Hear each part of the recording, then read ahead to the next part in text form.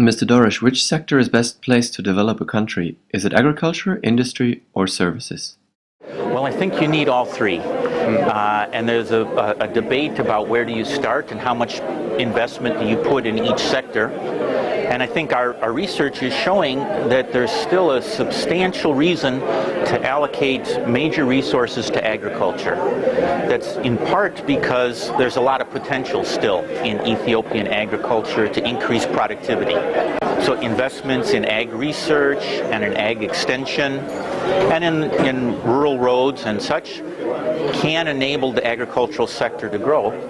But the other thing we showed was that those investments in the agricultural sector and then the spillover effects to the rural non-farm and even the urban sector have very positive poverty reduction implications. And so investments in agriculture are good not just for growth, but especially for poverty reduction.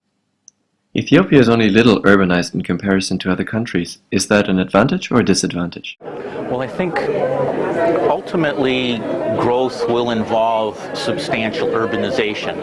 And the question is, can you provide enough infrastructure in the urban areas so that when you get that urbanization, you're not just creating slums, you're creating dynamic urban centers. And so the investments in education, health, sanitation, the roads, electricity in the urban sector has to be there as well.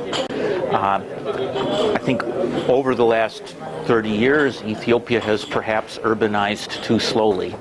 And now the question is, at the rate it's urbanizing now, is perhaps about a good medium-term rate. But it is less urban than most countries in sub-Saharan Africa. To some extent, that has a little bit to do with topography, the fact that it's a mountainous country, and you generally tend to have lower rates of urbanization when you have that kind of terrain as well.